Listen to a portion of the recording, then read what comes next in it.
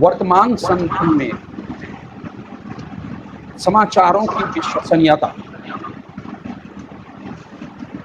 आज संपूर्ण विश्व कोरोना महामारी से जूझ रहा है। भारत में भी इस महामारी का प्रकोप बहुत तेजी से बढ़ रहा है।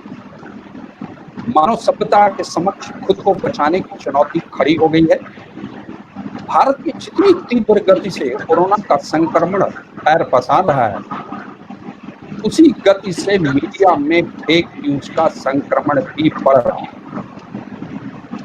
मैं इस विषय पर गहराई से चर्चा करने की पूर्व कुछ ऐसी फेक न्यूज, कुछ ऐसी खबरों की चर्चा करना चाहूंगा जो हमें इस विषय पर बहुत गंभीरता से सोचने के लिए मजबूर करेंगे। एक खबर चलाई गई कि तबलीगी जमात के लोग बर्तनों को जूठा कर रहे हैं और इस तरीके का एक वीडियो अपलोड किया गया, सोशल मीडिया में जारी किया गया। जबकि ये वीडियो की जब सच्चाई का पता किया गया तो पता चला कि ये वीडियो 2018 का है, जब कोरोना का संक्रमण शुरू भी नहीं था। दूसरा उदाहरण, जब लॉकडाउन हमारे देश में लॉकडाउन शुरू हुआ तो हमारे देश के प्रधानमंत्री श्री नरेंद्र मोदी जी ने 24 मार्च को हमारे यहाँ लॉकडाउन की घोषणा की, लागू किया। तो एक खबर बहुत तेजी से प्रसारित की गई कि भारत में लॉकडाउन WHO के प्रोटोकॉल के अनुसार लागू किया गया है, जिसका बाद में WHO ने बकायदा जो है खंडन किया। बकायदा इसके लिए उन्होंने बताया कि ऐसा कुछ भी नहीं किया गया, ये गलत खबर है। इसी तरीके से एक और खबर की मैं यहाँ चर्चा करना चाहूंगा। खबर चलाई गई कि देश में 3 महीने तक लॉकडाउन जारी रहेगा। पहले प्रथम चरण के लॉकडाउन के दौरान ही इस तरीके की खबर प्रसारित की गई। इसके बाद क्या हुआ, जैसे ये खबर प्रसारित की गई, देश भर में आपने देखा दिल्ली, महाराष्ट्र, सूरत, जगह जगह प्रवासी मजदूरों का बहुत तेजी से पलायन शुरू हो गया और भगदड़ की पोजीशन पूरे देश में पैदा हो गई। इन सब खबरों को बताने का सिर्फ एक ही मकसद है कि किस तरीके से यदि गलत खबर किसी भी मीडिया प्लेटफॉर्म पर चलाई जाती है या प्रसारित की जाती है तो किस तरीके से उसका दुष्प्रभाव पूरे समाज में, देश में पड़ता है। इससे क्या हुआ, स्थितियां खराब हुई। कोरोना के संक्रमण का खतरा और भी तेजी से बढ़ा। अब हम बात करते हैं मीडिया के विभिन्न प्लेटफॉर्म्स के बारे में।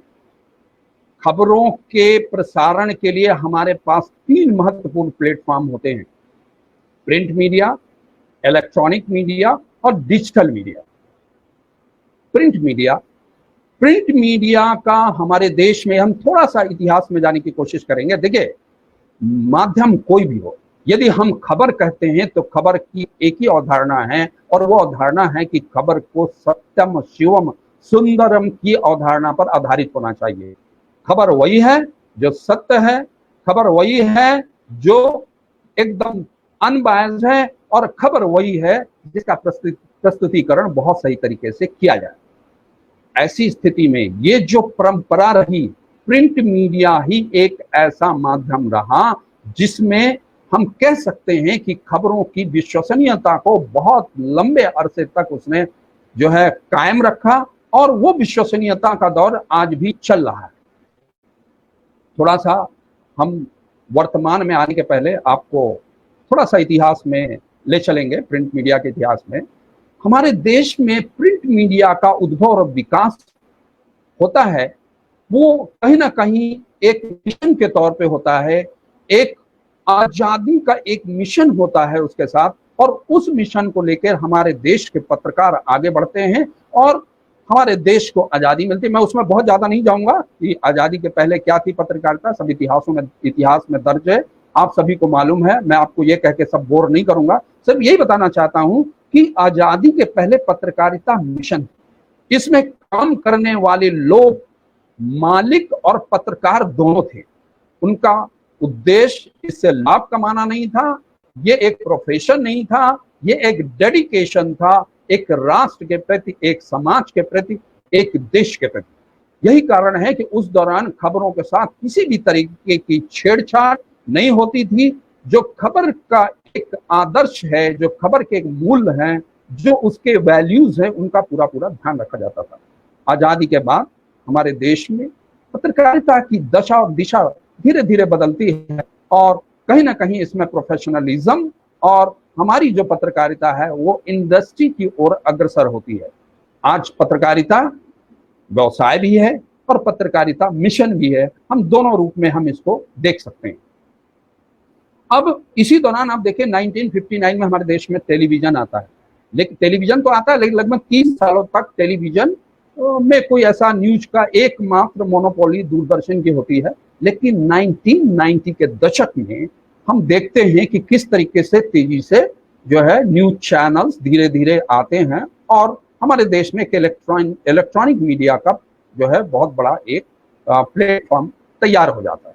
अब चूंकि इलेक्ट्रॉनिक मीडिया शुरुआती दौर में बिल्कुल शैशव काल में था, तो बहुत सारी उसने गलतियां लगातार की और फिर जब इनके बीच इलेक्ट्रॉनिक चैनल्स बहुत सारे आ गए और उनके बीच होड़ मच गई और टीआरपी यानी नेचुरली दर्शकों की संख्या को खींचने का जब उनमें ये भावना आ गई कि हमें ज्यादा से ज्यादा दर्शक इकट्ठे करने हैं, ब्रेकिंग न्यूज चलाना शुरू कर दिया और ब्रेकिंग न्यूज चलाने के और टीआरपी के खेल में हमने खबरों की जो विश्वसनीयता है, खबरों का जो वेरिफिकेशन है, जो उनका परीक्षण है, उनकी जो जांच पड़ताल है, उसको हमने चेक करना धीरे धीरे कम कर दिया और उसी का नतीजा है कि आज हम देखते हैं कि फेक न्यूज चारों तरफ में दिखाई पड़ती है। तो सब पुनः मैं लौटूंगा प्रिंट मीडिया की तरफ।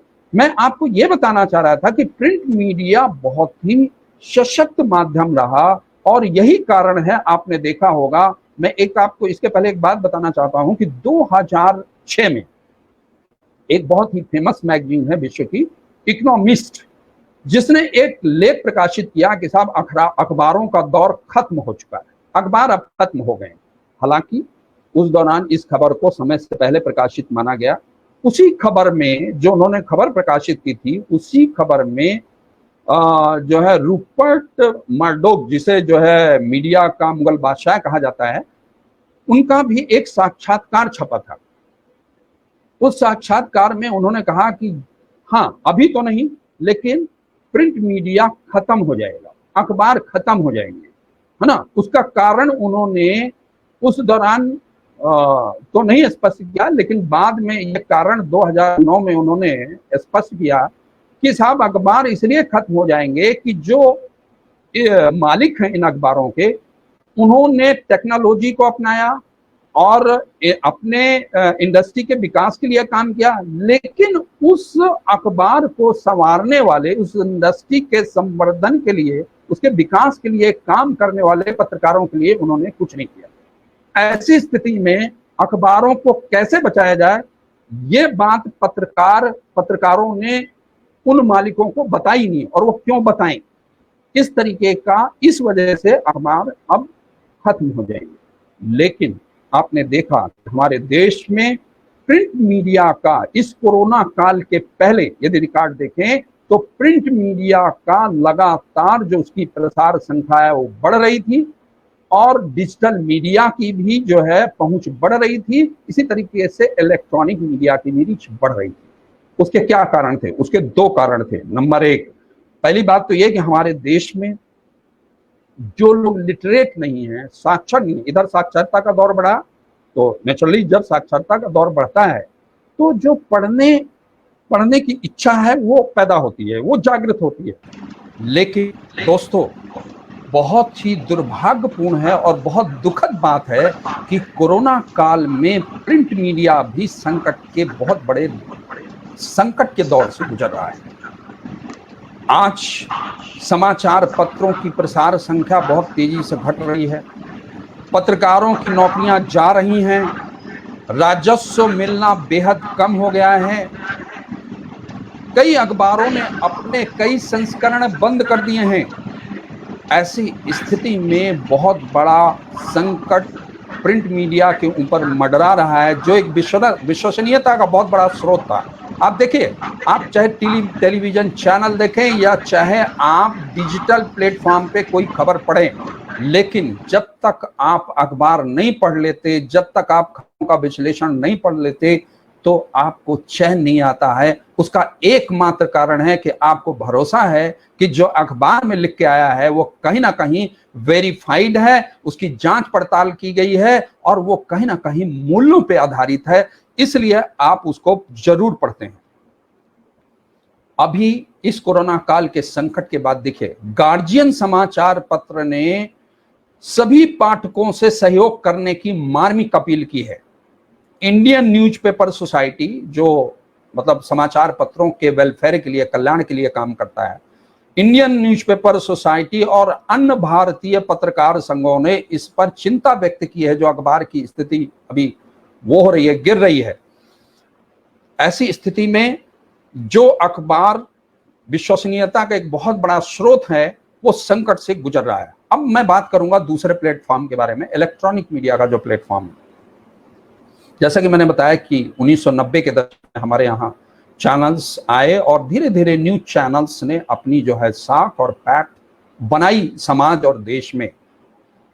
ऐसा नहीं है कि इलेक्ट्रॉनिक मीडिया ने सही खबरें नहीं दी या कोई सही खबर नहीं देता है, लेकिन जो जल्दबाजी उसके खबरों को दिखाने में, ब्रेकिंग न्यूज के चलाने में जल्दबाजी दिखाई देती है, उस जल्दबाजी में कई बार गलत खबरें चलाई जाती हैं, फेक न्यूज चलाई जाती हैं। फेक यानी ऐसी न्यूज जो न्यूज ही नहीं है।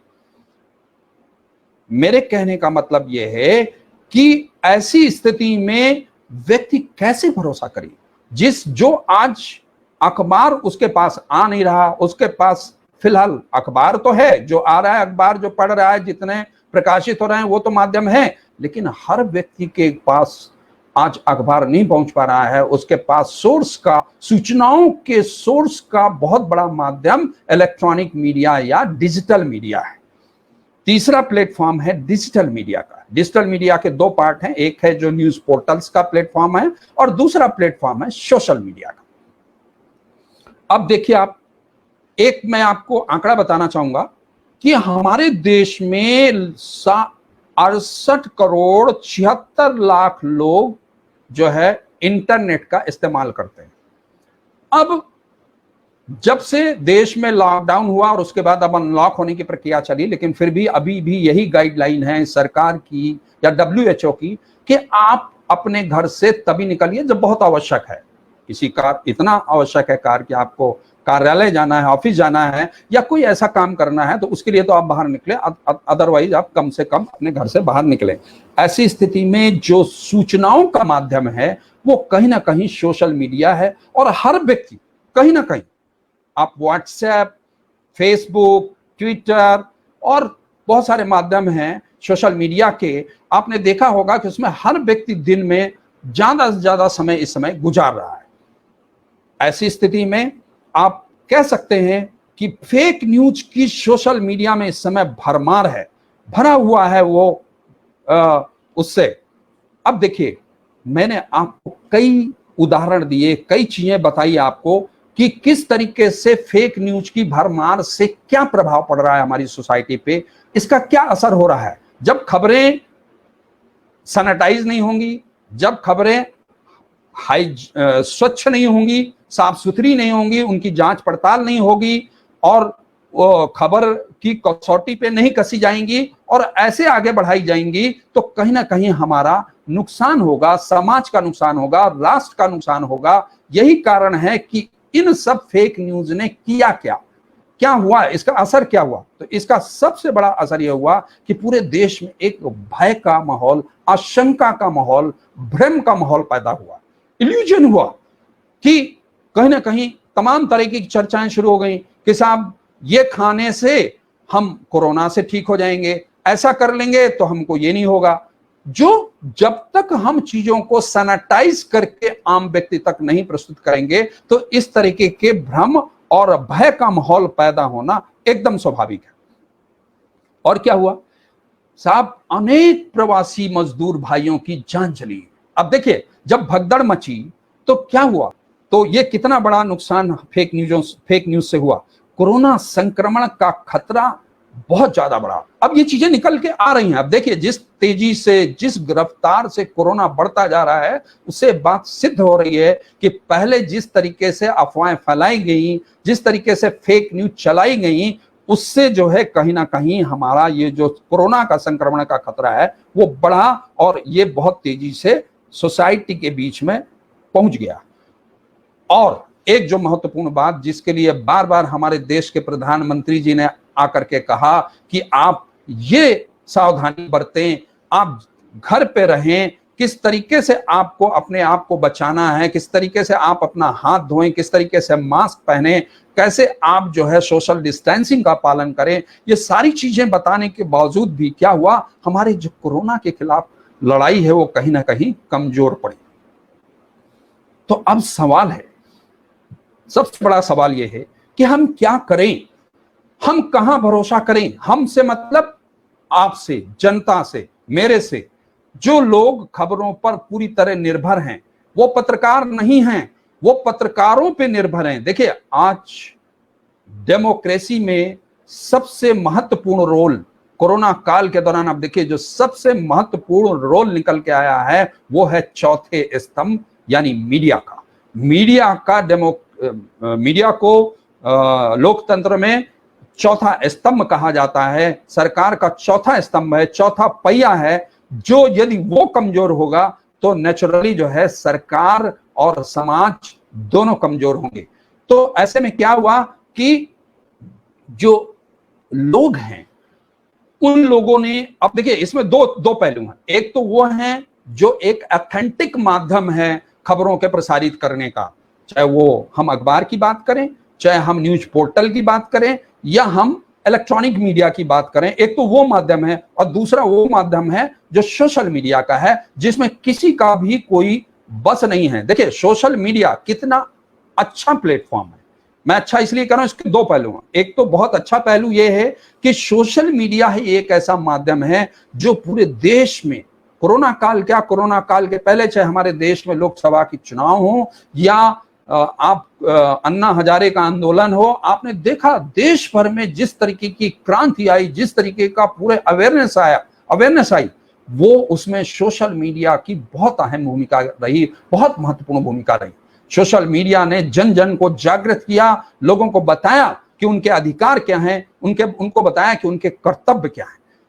तो सोशल मीडिया का एक बहुत अच्छा पहलू है। देखिए, आप अमेरिका में या यूरोपियन कंट्रीज में एक ब्लैक पर्सन को किस तरीके से पुलिस, वहां की अमेरिका की पुलिस ने उत्पीड़ित किया और उसकी मृत्यु हो गई। उसके बाद पूरे देश में, अमेरिका में और यूरोपियन कंट्रीज में किस तरीके से उसके खिलाफ पूरा गुस्सा आ गया और जगह जगह प्रदर्शन होने लगे, वो सोशल मीडिया का ही कारनामा था। सोशल मीडिया ने वो काम किया। कई बार एक अखबार में छपी खबर वो काम नहीं कर पाती जो सोशल मीडिया में प्रसारित खबर कर देती है। यानी यदि वो अच्छे सेंस में खबर प्रसारित हो रही है तो उसका अच्छा इंपैक्ट आएगा, और यदि वो गलत सेंस में हो रही है, यदि वो गलत खबर है तो उसका गलत इंपैक्ट आएगा। तो हमारे देश में ऐसा हुआ कि ऐसी खबरें जब गई लोगों के बीच में तो नेचुरली उसका जो इंपैक्ट हुआ वो दुष्प्रभाव पड़ा, और अच्छा प्रभाव भी पड़ा। देखिए, मैं इस बात से इनकार नहीं कर सकता कि आज सोशल मीडिया के प्लेटफॉर्म से सरकार की गाइडलाइंस को अच्छे तरीके से प्रसारित किया गया, और यह भी बताया गया, आयुष मंत्रालय और के माध्यम से ये चीजें बताई गई कि किस तरीके से हम अपने इम्यून सिस्टम को स्ट्रांग करें, कौन कौन सी ऐसी सावधानियां बरतें। तो वो अच्छी चीजें भी आई, लेकिन गलत चीजें भी आई। तो अब हमें गलत चीजों से कैसे बचना है, हम क्या करें क्या ना करें, ये जरूर हमको डिसाइड करना चाहिए कि हम जो भी हमारे पास जो चीजें आ रही हैं, तो क्योंकि देखिए एक चीज ध्यान रखिए, ये सारा काम सरकार का नहीं है। अब आप सोशल मीडिया के प्लेटफॉर्म पे हैं तो ना काम ये सरकार का है, ना ये काम पत्रकार का है। आपको मैं ये तो नहीं कहता कि आप पूरी तरीके से पत्रकार बन जाएंगे, लेकिन आपको कहीं ना कहीं सजग होने की जरूरत है होने की जरूरत है कि सोशल मीडिया के प्लेटफॉर्म पे ये तो काम उसी को करना होगा जो इलेक्ट्रॉनिक मीडिया, प्रिंट मीडिया में आ रहे हैं, वो काम पत्रकारों को ही करना होगा, वो आम आदमी नहीं कर सकता। लेकिन आम आदमी एक काम जरूर कर सकता है कि जो प्लेटफॉर्म, जो चैनल, जो अखबार गलत खबरों को प्रसारित कर रहा है, असत्य खबरों को आगे बढ़ा रहा है, या फेक न्यूज को प्रकाशित कर रहा है या प्रसारित कर रहा है, तो वो उसको रिजेक्ट करना शुरू कर दे।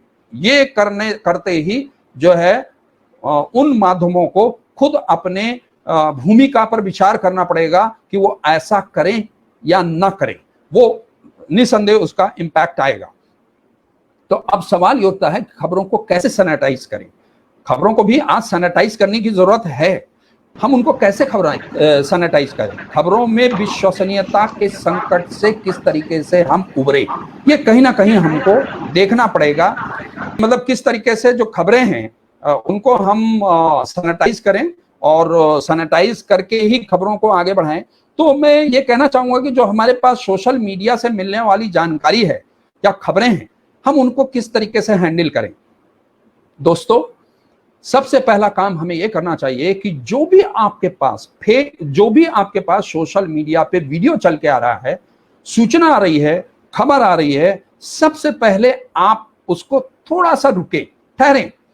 आप उसे तुरंत फॉरवर्ड नहीं करें, आगे नहीं बढ़ाएं। सबसे पहले आप देखें कि यह खबर किस माध्यम से आई है, किस व्यक्ति का फोटो है। देखिए, आपको ये अच्छी तरह मालूम होना चाहिए कि सोशल मीडिया में भी बड़े बड़े अधिकारियों, नेताओं के फेक आईडी से जो है अकाउंट्स बने हुए हैं, और उन फेक अकाउंट से भी ऐसी अफवाहें, ऐसी असत्य सूचनाएं आगे बढ़ाई जाती हैं। तो आपको ये कहीं ना कहीं इस बात का परीक्षण करना है कि आप उस सही अकाउंट तक जाएं, उसकी जांच पड़ताल करें, उसे देखें कि वास्तव में वो सही माध्यम से खबर आई है। और थोड़ा जरूर ठहरे, जब भी कुछ देखें तुरंत बिना देखे ये नहीं कि बस मेरे मित्र ने भेजा है तो मैं भी उसे सेलेक्ट करूं और आगे फॉरवर्ड कर दूं। नहीं, ऐसा बिल्कुल मत करें। हर तथ्य को जांचें। तथ्य को जांचने का सीधा तरीका है, आपके पास बहुत बड़ा प्लेटफॉर्म है इंटरनेट का, उसके माध्यम से आप उस किसी चैनल पे जाइए, किसी उस माध्यम तक जाइए, डिजिटल प्लेटफॉर्म के न्यूज पोर्टल तक जाइए, तो आप उसको कहीं ना कहीं उसकी परीक्षण करेंगे, जांच करेंगे, पड़ताल करेंगे, तो आपको पता चल जाएगा कि ये किस माध्यम से आई खबर है। और ये भी जरूर देखें कि आप जिस खबर को आगे बढ़ाना चाहते हैं उसके पीछे आपकी भावना क्या है शेयर करने की। दोनों चीजें आपको देखनी है। जिसने वो खबर शेयर की है उसका क्या मकसद था, ये आपको समझना है। और दूसरा, आप यदि उसे आगे बढ़ा रहे हैं तो किस मकसद से आगे बढ़ा रहे हैं। मुझे लगता है कि यदि ये चीजें आप विचार करेंगे तो सही खबरों को ही आगे आप बढ़ाएंगे। जो फेक न्यूज है वो आगे नहीं जाएगी। कई बार ऐसा होता है कि मेरा बहुत अच्छा दोस्त मुझे कोई सूचना भेज रहा है, कोई अपना मेरा संबंधी मुझको सूचना भेज रहा है, तो हम ये सोच के उसको लाइक कर देते हैं, शेयर कर देते हैं, उस पर कमेंट कर देते हैं। तो कृपया ऐसा ना करें, क्योंकि आज सोशल मीडिया में फेक न्यूज की बाढ़ आई हुई है। दोस्तों, अंत में मैं कहना चाहूंगा कि समाज में मीडिया की जो भूमिका है वो संकट मोचक की भूमिका है।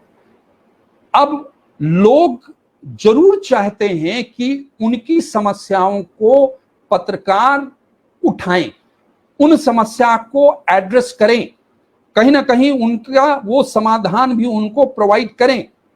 लेकिन एक बात का और ध्यान रखना होगा कि न्यूज से व्यूज को अलग रखें। न्यूज में व्यूज का कोई स्थान नहीं है। व्यूज यानी ओपिनियन आप अपने लेख में दे सकते हैं, अपने संपादकीय में दे सकते हैं, लेकिन कृपया न्यूज के साथ ऐसा नहीं करें। किसी भी पत्रकार की वैचारिक प्रतिबद्धता किसी भी विचारधारा के प्रति हो सकती है, मैं इस बात से इनकार नहीं कर सकता। आपकी कोई पॉलिटिकल लाइन भी हो सकती है, इस बात से मैं इनकार नहीं कर सकता। लेकिन आप खबरों से खिलवाड़ अथवा छेड़छाड़ ना करें। मेरा पत्रकारों से अनुरोध है कि वे एक्टिविस्ट बनकर एजेंडा आधारित पत्रकारिता ना करें। वो सूचना की स्वच्छता या हाइजीन पर ध्यान दें। ऐसा करने से ही देश और समाज और पत्रकारिता का कल्याण हो सकेगा।